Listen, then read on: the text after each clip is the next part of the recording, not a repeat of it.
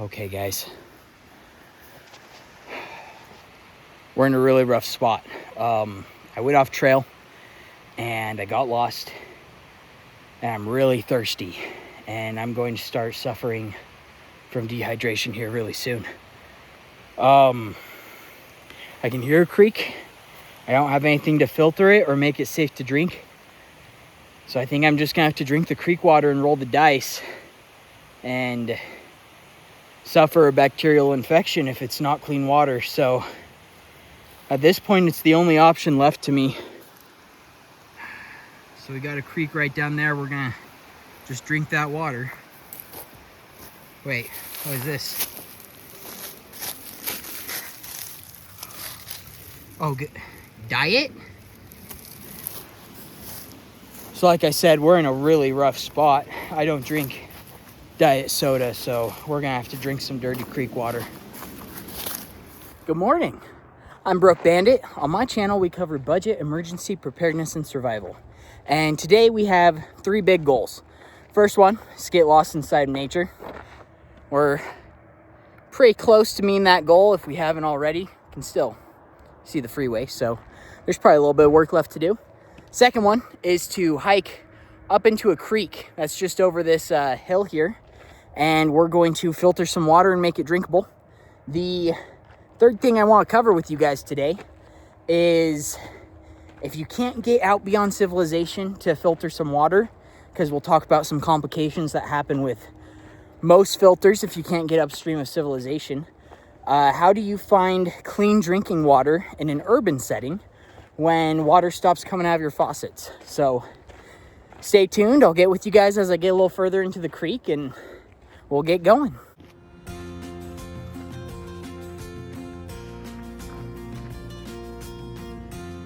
Look at that guy.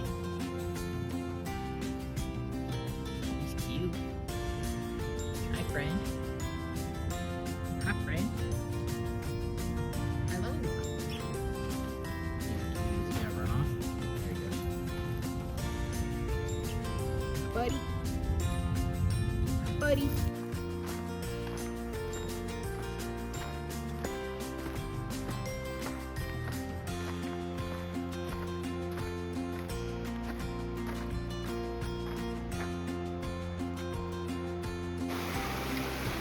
There's our creek. And guys, I just can't stress enough just how gorgeous it is out here. If you're bored, if you have free time, if you're stressed, if life is hard, go escape into nature for a second. I can't tell you how much it at least helps me.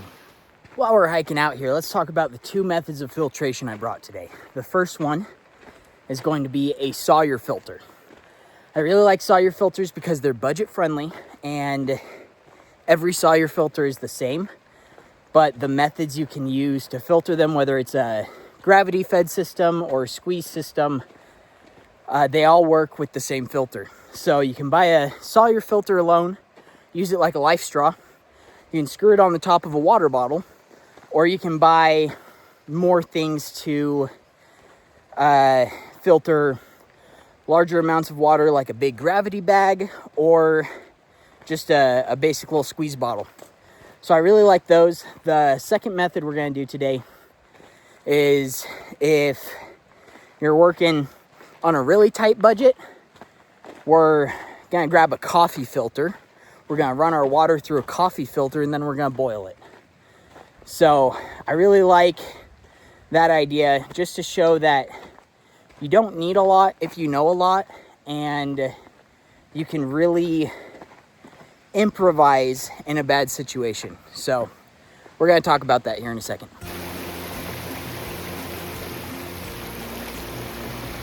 Got some wet socks, but it's pretty out here. All right, so pretty simple plan. I brought out with me, wrong pocket. I brought out with me 2 Nalgene's. This is going to be our filtered and chemically treated water. And this is gonna be our boiled water. We'll see how both of those go. Step 1 is to go into the creek, fill these 2 empty bottles, and get ready to filter them and purify them. All right, so another thing to think about when you're looking at where to collect water from is you need to realize that not all water sources are created equal. And so the dirtier, the more algae filled, or the more still, like not running your water is, the harder it's going to be to make it drinkable and the more dangerous it is going to be to drink. So my general rule is if it's low and if there's clear flow, you're good to go. And so we're gonna come down here to just this low, clear running water. And we're gonna take our bottle and we actually just want to skim the top of it. And we just want to slowly start filling it from the top. That did a bad job, so let's find a little bit of deeper just so we can get submerged. I like right here. This is a good spot. So we're gonna come down here, start filling our water right there. There we go.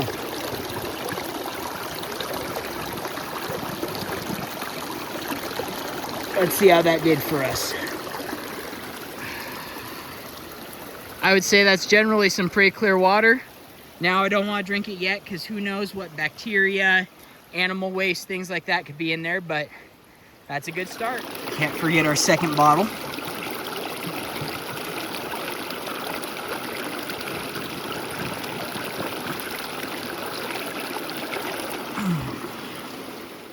All right, guys, let me show you this little system that I've set up for purifying water. So this is a Sawyer filter. Like I said, it fits right on top of this smart water bottle. And these are aqua tabs. Let's see if I can get that to focus. I know I've had trouble on this channel getting the camera to focus on what I'm showing off.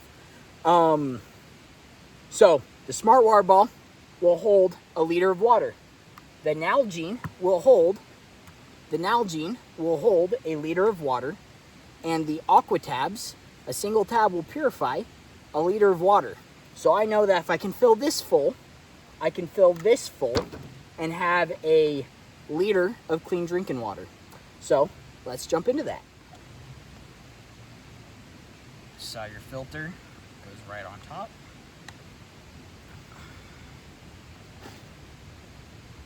And now,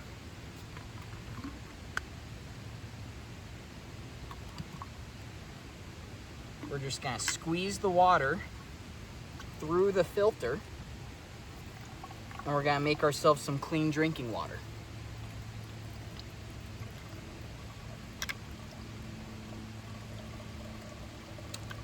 Now, something that's important, if you're going to filter and purify water into a bottle that you've used to collect dirty water, afterwards, once the water is clean, you're going to want to get the water in a rag, or if it's on a water bottle, squeeze it and like burp the bottle. And we're going to want to get this rim clean as well if you used this bottle to collect dirty water, because dirty water is going to sit in that rim, and then if you don't wipe it off, it's going to mix with your clean water while you drink it. And all that bacteria and all those viruses that you just worked to get out of your water is still getting into your system.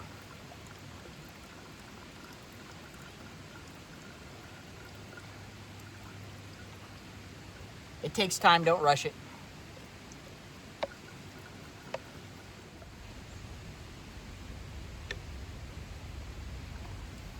Okay, about halfway through, my ball got like this. Had some trouble squeezing it through, so all we're gonna do is let this Sawyer filter off a little bit, and we're gonna reintroduce a little bit of air into the bottle. I don't want to put my mouth on it and blow into the bottle because, like I said, all that bacteria is getting to me, but I can try and introduce some air so I have a little bit more force to get some water in when I squeeze. Now that filter's back on. Just gonna squeeze again. There we go.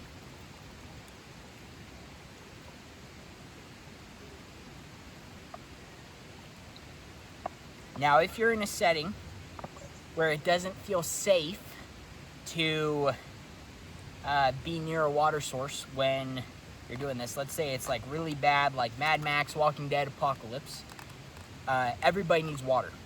And so it is totally okay to come here, gather your water, then get far away from your water to a safe location and do this somewhere safe. There's nothing wrong with that.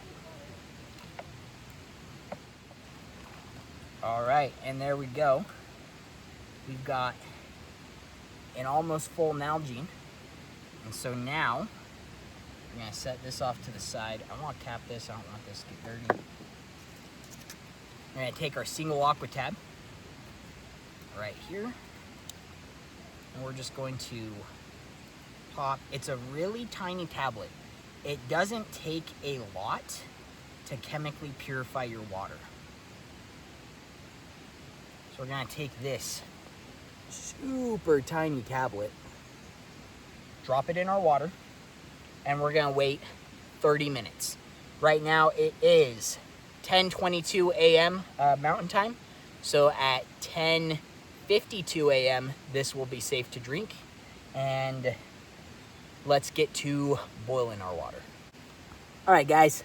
So here is my makeshift filter. It's literally just a coffee filter on top of my cooking pot.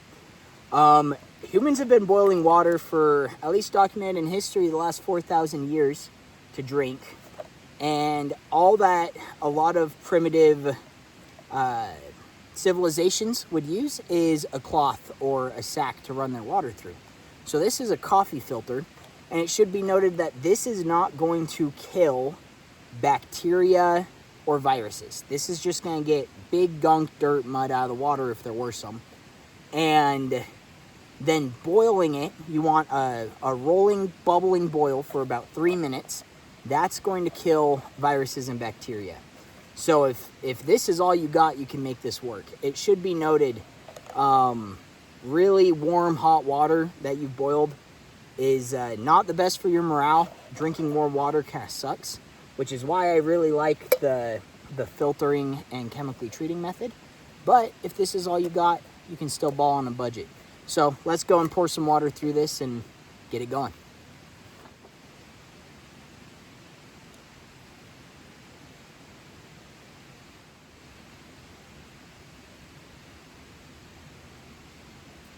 Now this is taking a minute, but something that you can do as well is if you're worried about chemicals in the water, or let's say you don't have the opportunity to boil this and cook it, if you can get charcoal, like from a campfire or something, that is going to absorb some bacteria, and that even is going to absorb some chemicals, pesticides, things like that if you're in more of an urban environment.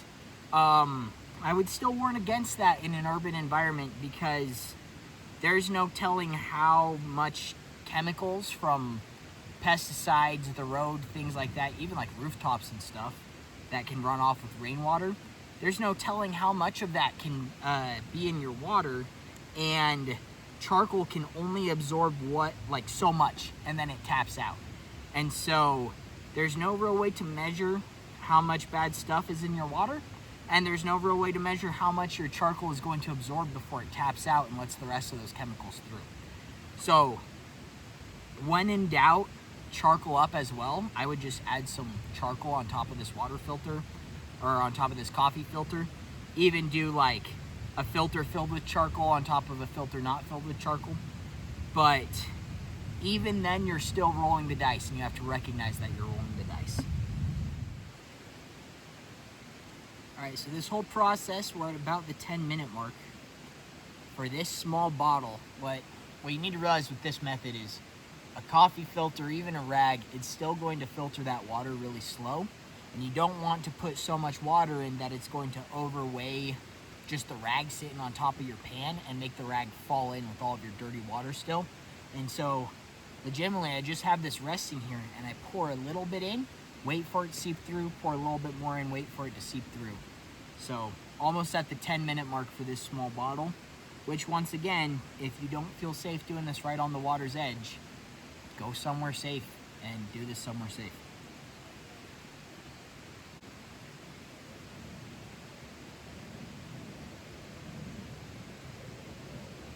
Okay, that's the last of our water. It took us 10 minutes and 22 seconds to empty this bottle.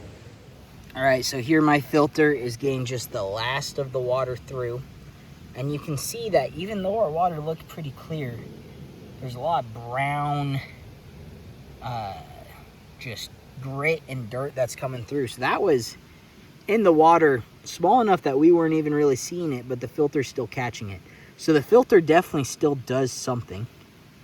Taking this filter off, here's our filtered water inside the pan. Now we still need to boil it, and we need that boil going for about 3 minutes before that's safe to drink.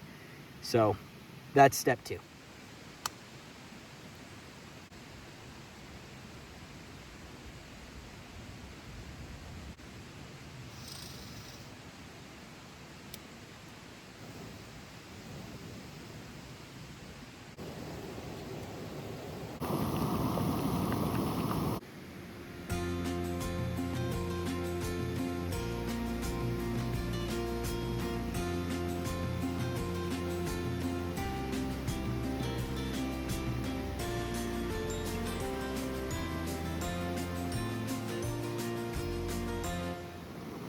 All right, that's been boiling for 3 minutes.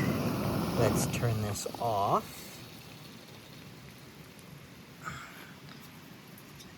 And then, I don't know about you, but I don't want to drink burning hot water. So we're gonna set this right here to cool for a second.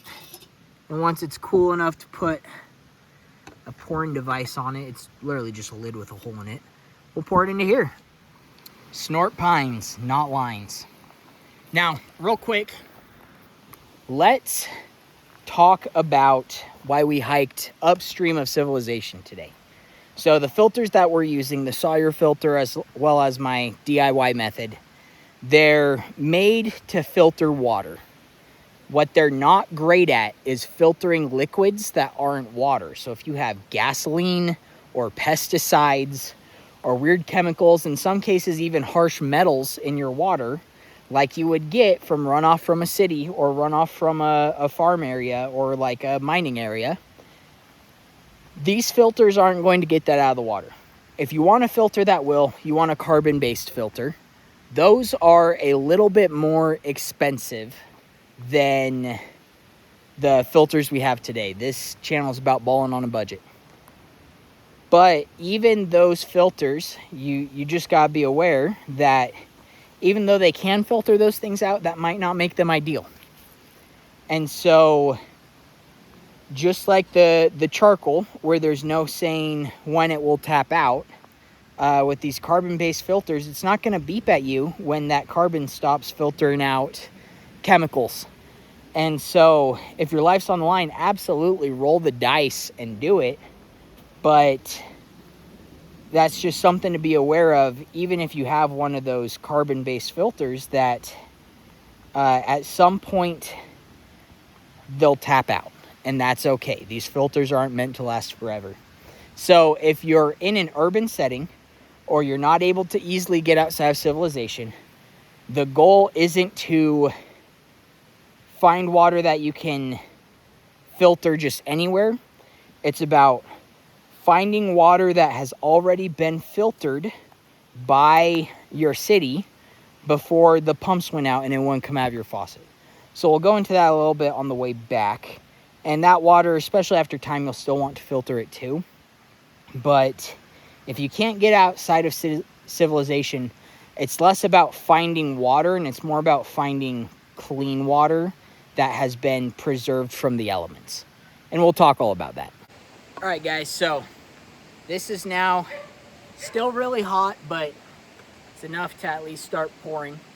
Excuse some background noise. There's some kids down the trail playing with a dog, which is good. Nature is for everybody. It's for all of us. Let's go ahead and pour this in.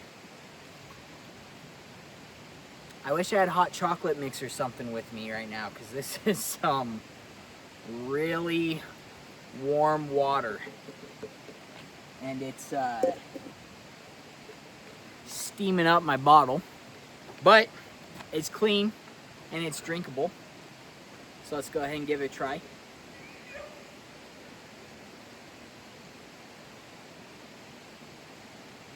Ooh, that is still very hot. And so that's the thing about the boiling method, is if it's a hot day, you've got to move, you're in a survival setting, it's not going to cool you down. It's going to keep you hydrated, but it's not going to cool you down. Additionally, I found that for me, cold water does a lot for my morale and my mental state compared to hot water that I've boiled. While this will eventually cool down to room temperature, I will never have cold water when using the boiling method. Now, it's been 30 minutes, so let's look at this creek water that I filtered. This is a lot colder to the touch. Let's go ahead and give it a sip.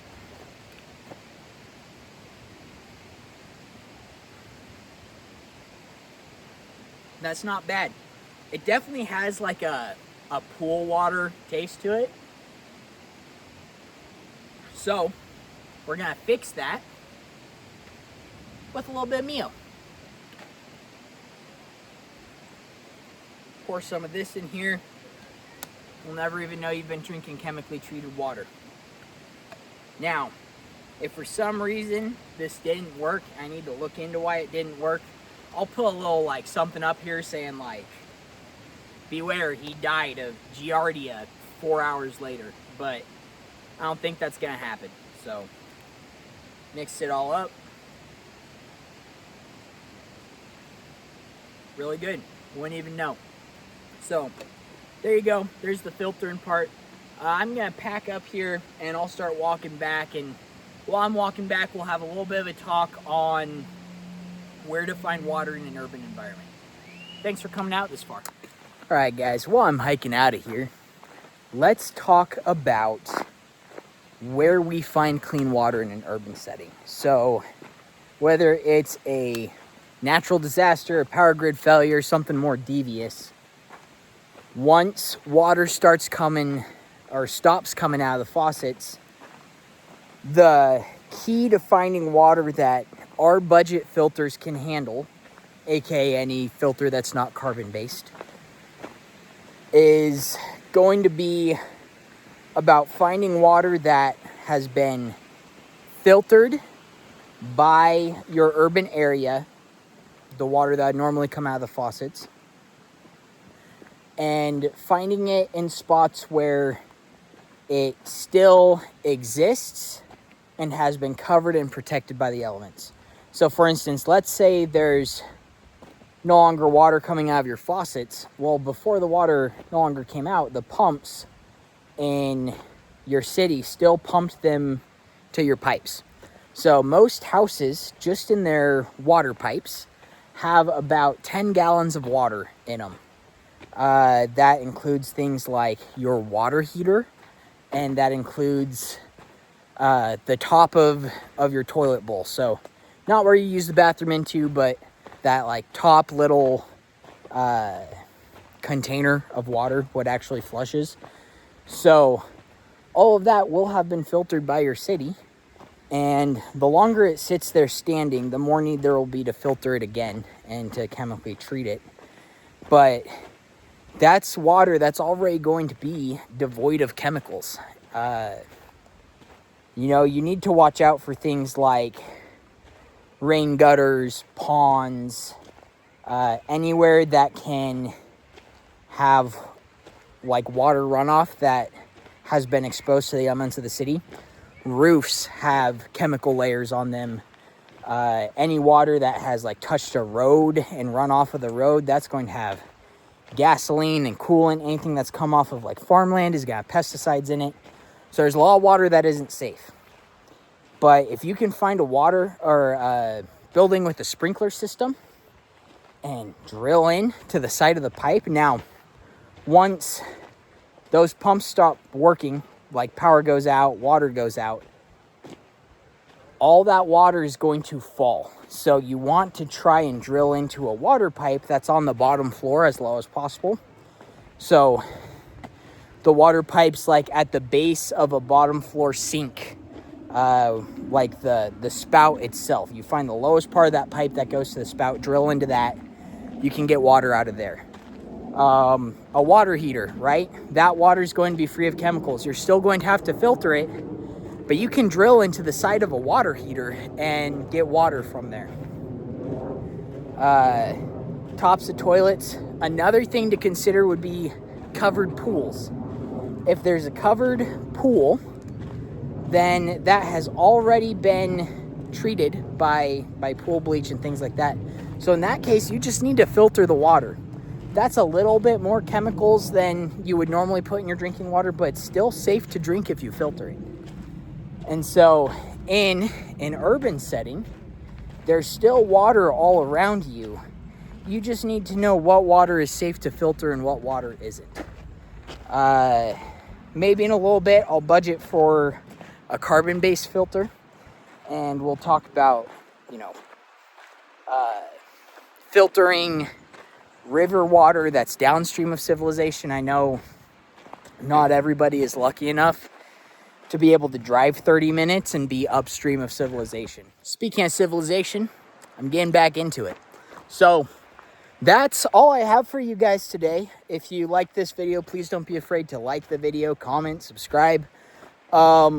Big takeaways is if your filter isn't carbon-based, even if it is, and you want to filter river water, pond water, things like that, get as far away from civilization as possible, preferably upstream. If you're in an urban area, you're looking for that preserved water that has already at one point been filtered by the city.